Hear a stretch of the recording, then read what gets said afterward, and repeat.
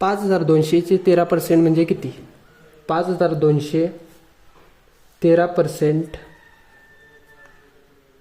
0 0 0 0 cut झाले. इथं 52 गुणले 13, 13 दुनी 26, 2 उरले. 13 म्हणजे 65, 65 आणि 2 67 झाले. म्हणजेच 776 हे 5200चे 13% आहेत. 40चे 25% प्लस 80चे 20% किती? 40चे म्हणजे गुणाकार, 25% प्लस 80चे 20% चे म्हणजे गुणाकार. लक्षात ठेवा. 25 एके 25, 25 चौक 100, 4 10 40. ओके. 10 प्लस हे गेला 2 पंचे 10, 5 एके 5, 5 6 30, 16 बरोबर 26. एक व्यापाऱ्याने ₹780च्या किमतीवर 15% सूट दिल्यास ती वस्तू किती रुपयाला पडेल? 780 15% सूट दिल्यास 85% राहते.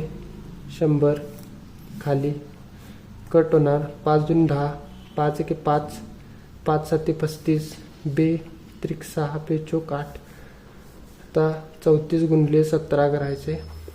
7 चौक 28, 2 7 त्रिक 21 आणि 2 23, 0 4 एके 4, 3 एके 3, 8 4 आणि 3 7 आणि हे 5. 578 रुपयाला ती वस्तू आपल्याला पडेल. पुस्तकाच्या मूळ किमतीवर 20% सूट देऊन दुकानदाराने ग्राहकास 240 रुपयाला पुस्तक विकले तर मूळ किंमत पुस्तकाची किती?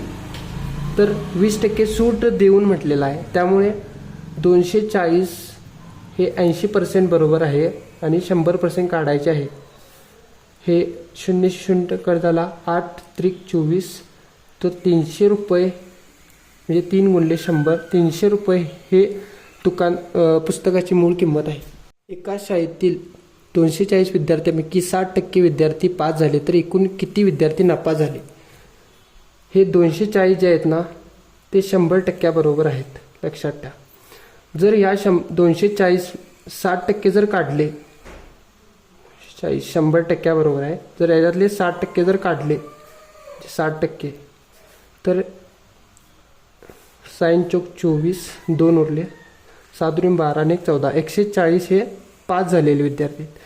240 मधून जर आपण 144 वजा केले, 6 23 म्हणजे इथं 23 14 गेले, 6 आणि 3 9, 96 विद्यार्थी हे नापास झाले.